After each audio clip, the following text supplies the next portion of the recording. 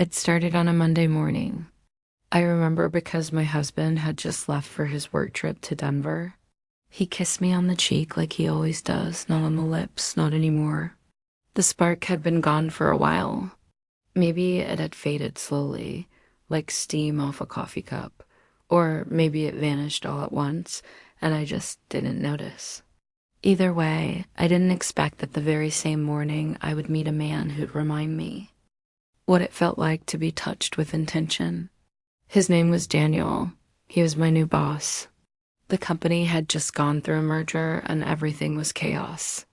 I was in the marketing department, mid-level, not particularly ambitious anymore, but good at my job. The announcement came via email. A new director was coming in from the other branch. All I expected was another suit with a fake smile and LinkedIn buzzwords. But then he walked into our Monday meeting and everything shifted. He was tall, not intimidating, but self-assured in a way that made the room adjust itself around him. He had that kind of slow smile that felt like it was meant just for you, even when 10 people were watching. I remember I was wearing a navy dress, nothing special, but his eyes locked on me for a second too long when we were introduced. I told myself I imagined it. I tried to keep things professional, but the tension started simmering that very week. We worked late a few nights that first month. He said it was to get through the backlog of client presentations. I said yes, even though I knew the project didn't really need 2 people. The first time we touched was accidental, or so it seemed. His hand brushed mine when we both reached for the same pen. Electricity. I felt it all the way. Down to my thighs. We didn't speak about it, not then. But after that, the air between us changed. It thickened. Every word we exchanged had an undercurrent. Every glance lingered just a fraction longer than it should. The first time something real happened was after a company dinner. We'd both had wine, not much, but enough to loosen the edges. He offered me a ride. I could have said no, but I didn't. I sat in the passenger seat, heart pounding harder than it had in years. When he stopped outside my building, I hesitated before getting out. He looked at me, I looked at him, and he leaned in. His lips brushed mine so gently I could have pretended it hadn't happened. But then he kissed me again, deeper, and I kissed him back. I knew I should have pulled away. I didn't. Instead, I whispered, "Do you want to come up?" He nodded. We didn't even make it to the bedroom. The moment the door shut behind us, he pinned me against it, his mouth on my neck, his hands under my dress. I remember gasping when his fingers found my panties. He didn't take them off. He just pushed them aside and slid 2 fingers inside me right there by the door. I was soaking, desperate. His mouth found mine and we kissed like we were starving. My legs wrapped around his waist. Without even thinking, he carried me to the kitchen counter. I heard something clatter to the floor, but I didn't care. He lifted my dress. I unbuckled his belt. His cock was thick and hard, and I guided it into me with a need I hadn't felt in years. We didn't speak, just moans and gasps and the sound of skin against skin. He fucked me like he knew what I'd been missing, like he wanted to undo every moment of neglect I'd be collecting in my marriage.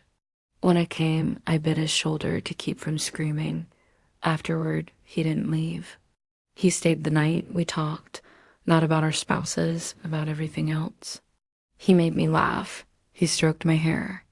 And in the morning, when he kissed my forehead before leaving, I felt a pang of guilt. But it was buried under layers of desire I wasn't ready to give up. The next few days were torture in the most delicious way. At the office, we acted like nothing had happened. Meetings, emails, presentations. But every time our eyes met, it felt like a secret whispered across the room. I could still feel the imprint of his hands on my hips, the echo of his breath against my neck. I was wet just thinking about him, and it was driving me insane.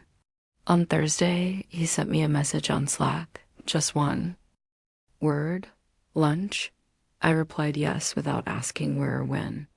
He told me to meet him in the parking garage. When I slid into the passenger seat of his car, I was already trembling. He didn't say anything at first, just drove. 5 minutes later, we were parked behind an abandoned building a few blocks away, windows tinted, engine off.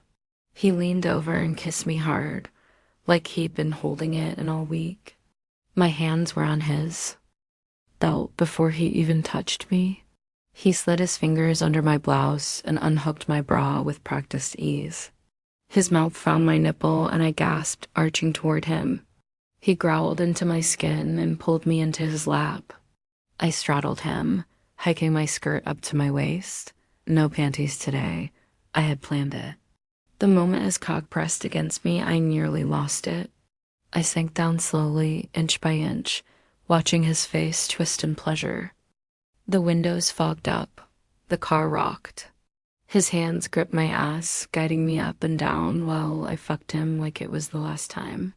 When we came almost together, I bit his lip hard enough to draw blood. He just laughed and kissed me again.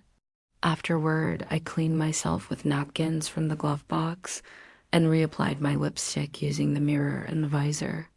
We were back at the office in 20 minutes. No one suspected a thing. That became our pattern every week. Sometimes twice, sometimes more, hotel rooms. Empty meeting rooms late at night. Once, his hand slipped between my thighs during a Zoom call while we sat side by side at the conference table. I was on camera, smiling, answering questions, all while he circled my clit with lazy, knowing fingers. I came so hard I had to mute myself. After the call, I blew him under the desk while the office slowly emptied around us. I knew it was reckless. I knew it couldn't last. But God, it made me feel alive. At home, I was a wife again. I cooked dinner, watched Netflix, made small talk with my husband about his clients and gym routines and golf plans. I let him kiss me goodnight, even when I still tasted Daniel on my tongue. I started to notice the little lies, my husband's vague excuses, late returns, the cologne that wasn't his. At first, I felt betrayed. Then I felt relieved. I wasn't the only one hiding something. Maybe we were both pretending for the same reason. Maybe we were already gone. Daniel, meanwhile, had started to open up more. He wasn't just sex anymore. He told me about his divorce, his daughter, his guilt. I told him things I hadn't even admitted to myself. That I felt invisible, that I missed being wanted, that I missed being seen. One night, after we fucked in the back seat of his car like teenagers, he pulled me into his arms and whispered, "Stay." I looked at him and asked, "Stay where?" He said, "With me." I didn't answer. I didn't know if I could, but I thought about it. Every day. Things began to blur after that night. Our affair was no longer confined to less filled hours between spreadsheets and spreadsheets of silence. It bled into everything. I'd catch myself smiling at my phone while my husband rambled about the latest quarterly earnings from his firm. Daniel started texting me in the mornings, not just "What color panties today?" but "Did you sleep okay?" and "What song is stuck in your head?" It felt dangerous, intimate, like I was being unraveled thread by thread, not just undressed. One Saturday afternoon, Daniel asked me to meet him outside the city. He'd rented a cabin just for one night. A work retreat, I told my husband, who nodded distractedly and didn't ask which client it was. I packed lingerie under my cardigan and left without a trace of guilt. The cabin was tucked away in a small clearing, surrounded by pine and birdsong. When I walked in, Daniel was waiting with wine, 2 glasses already half full, jazz humming low from a Bluetooth speaker. He didn't kiss me right away. He just looked at me like he wanted to memorize every part of me before touching. When he finally did kiss me, it was slower than usual. He undressed me like I was something delicate, a gift to be unwrapped and savored. I stood before him, ached bare feet on wood floors, the fire crackling behind me. He knelt and kissed the inside of my thighs like he was praying. Then he stood, looked me dead in the eyes, and said, "Tonight, I want to make love to you." I laughed, a little thrown off. We hadn't used that word before. We hadn't needed to. But he wasn't joking. He led me to the bed and laid me down like I was something to worship. His mouth traced every inch of my body, neck, collarbone, breasts, stomach, hips, even the back of my knees. When he finally entered me, it was so slow, so deep, I forgot how to breathe. We moved together like waves, long and lazy and aching. I came with his name in my mouth, whispered like confession. We didn't sleep right away. We stayed tangled in each other for hours, talking about nothing and everything. I told him about the first boy I ever kissed. He told me about the last woman who ever broke his heart. Somewhere between the second round and the cold pizza we ate in bed, he said, "You don't belong there, not with him." You know that, right? I didn't answer. I couldn't, because I did know. But knowing doesn't always mean doing. I returned home Sunday night with sore thighs, tangled hair, and a guilt so quiet it almost felt like peace. My husband was the couch, headphones in, watching something on his tablet. He looked up, smiled vaguely, and asked if I wanted Thai or pizza. I said Thai and went upstairs to shower. As the water hit me, I thought about Daniel's fingers, the way he'd wrapped my hair around his fists while I rode him, how he whispered, "Fuck, you're perfect," into my ear just before he came. I touched myself under the spray, slowly, silently, imagining his mouth on me again while my husband unboxed takeout downstairs. The next few weeks were a whirlwind. We started traveling for conferences. Daniel booked suites with balconies and bathtubs big enough for two. Once, he fucked me on a rooftop at midnight, the city glowing beneath us, my cries muffled against his shoulder. He started leaving things at my place, a toothbrush, his cologne, one of his t-shirts that I slept dye, more than my pajamas. I knew we were crossing lines that couldn't be uncrossed, but I didn't stop. I didn't want to. I was addicted, not just to the sex, though God. The sex was unbelievable, raw and intense, and sometimes so gentle it made my chest ache, but to the feeling of being wanted, of being seen. My husband never noticed the change, or maybe he did and didn't care. I started sleeping in guest bedrooms to get better rest. He didn't ask questions. One night, I came home from Daniel's place, hair still damp from his shower, and saw my husband asleep on the couch with lipstick on his collar. Not my shade. I stood there for a minute just staring. And then I smiled, not because I was hurt, but because I felt free. The shift started subtly, a glance here, a silence there. Daniel wasn't just my secret anymore. He was starting to feel like home. Dangerous, messy, beautiful home. We weren't just meeting for quickies in hotel bathrooms or dusk-side touches behind conference doors. He started taking me to places, quiet places, out-of-town bookstores, a little vineyard 2 hours away where no one knew either of us. We'd sit in the Sioux, drinking white wine, and he'd trace circles on my thigh under the table while talking about nothing at all. I caught myself imagining what it would be like to fall asleep next to him every night. Instead of sneaking out at 5 I wondered what my life would like if I stopped pretending to be someone's wife and started being his woman. He asked once, "Would you ever leave?"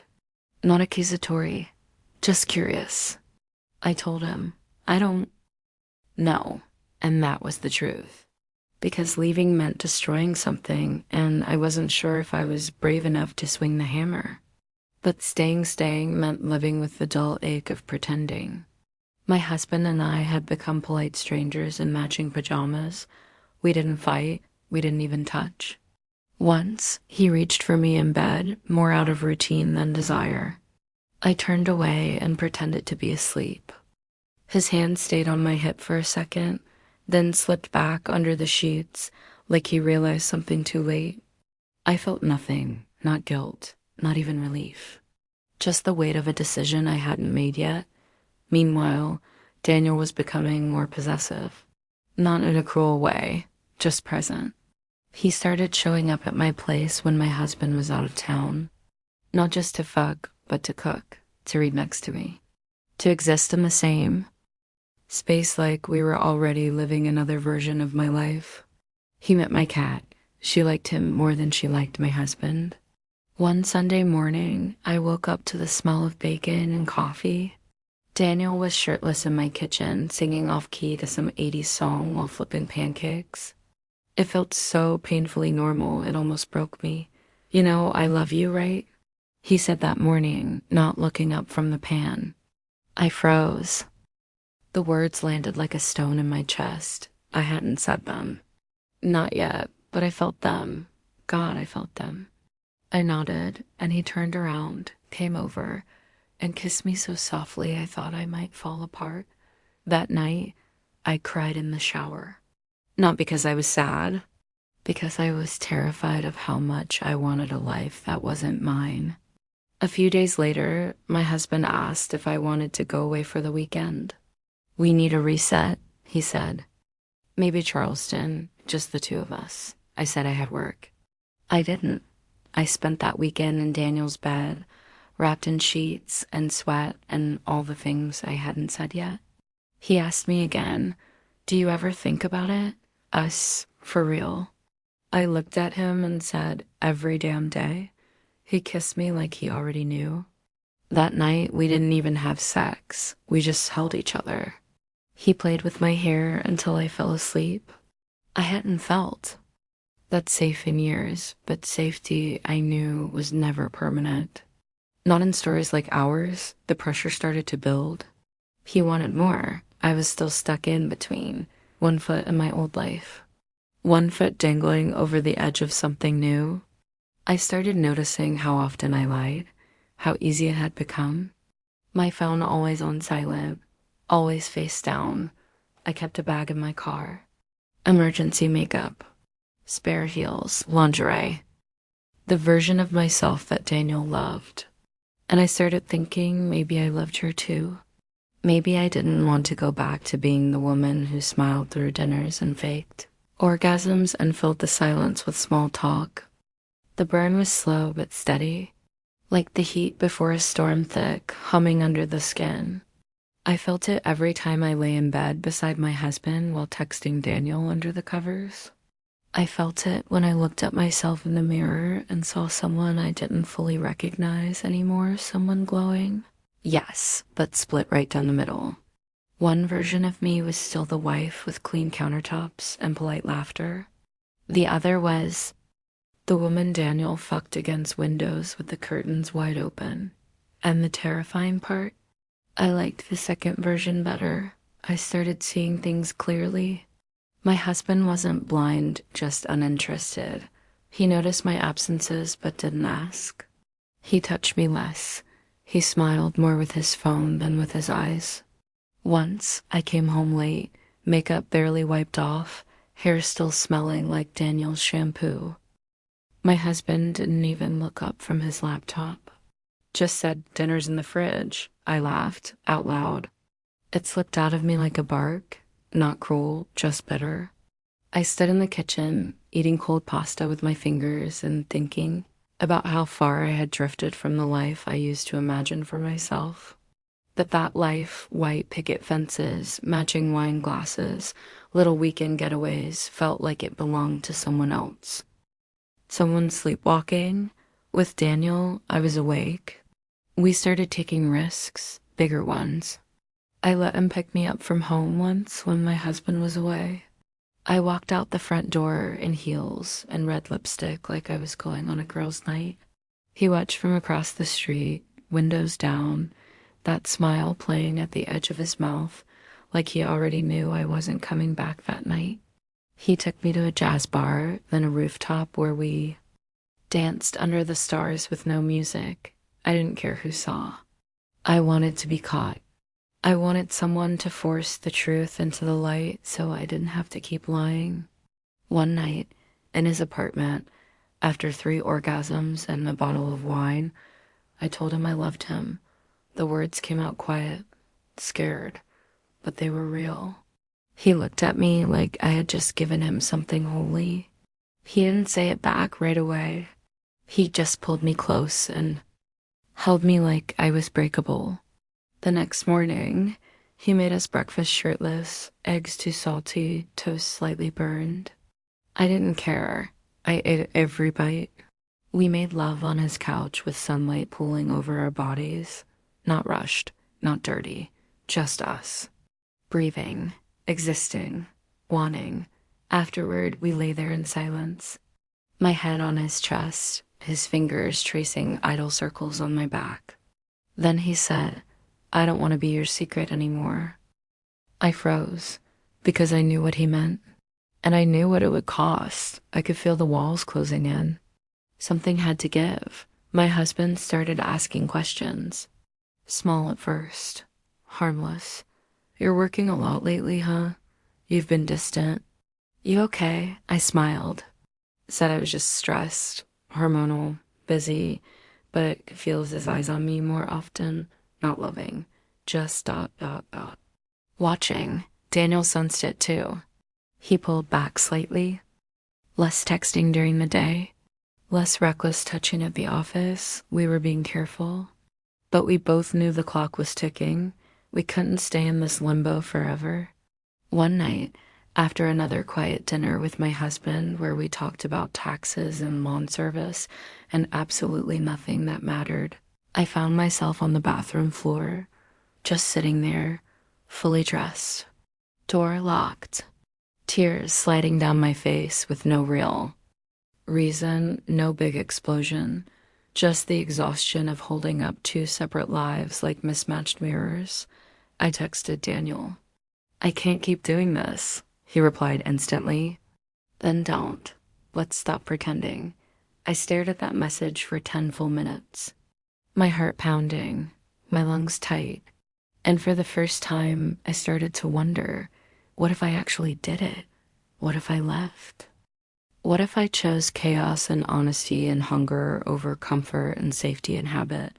What if I wasn't just someone's wife anymore? What if I was just ... me, the version of me that he sees? It happened on a Thursday, not a dramatic day. No thunderstorm, no screaming, just a quiet unraveling. My husband was already home when I walked in. He was sitting at the kitchen island, a glass of bourbon in his hand, his phone face down. He looked at me not through me, but at me for the first time in months. His voice was calm when he said, "I know, that was it." Just 2 words, no accusations, no rage. Just exhaustion sitting heavy in his eyes. I didn't ask how. I didn't need to. I think part of me had wanted him to find out, to make the decision for me, to blow it all up so I wouldn't have to. But he didn't. He just stood, walked past me and said, "Figure it out." That night, I didn't sleep.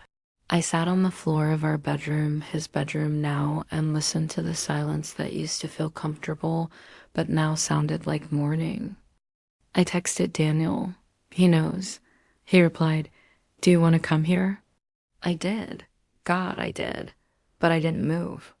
The next morning, I packed a bag. Not much, just a few clothes, my laptop, a book I knew I'd never finish. I left my wedding ring in the bathroom sink. No goodbye. I think we were both too far gone for that.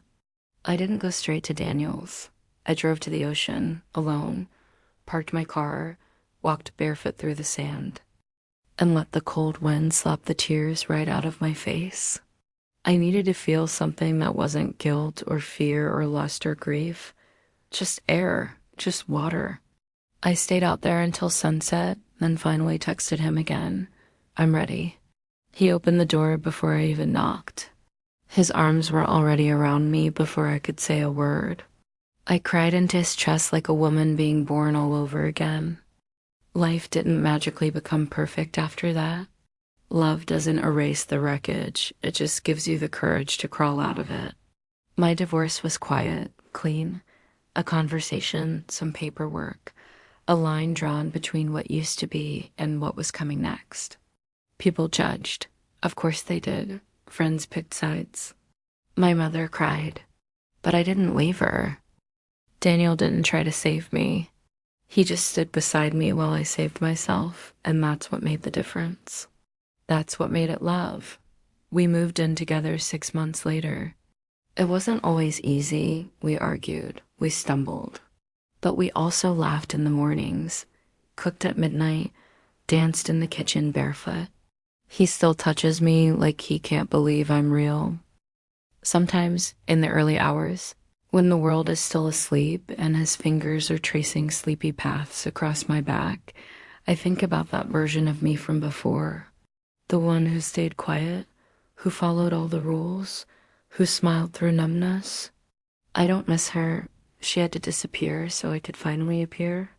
And this messy, beautiful, imperfect, honest life is mine now. All mine.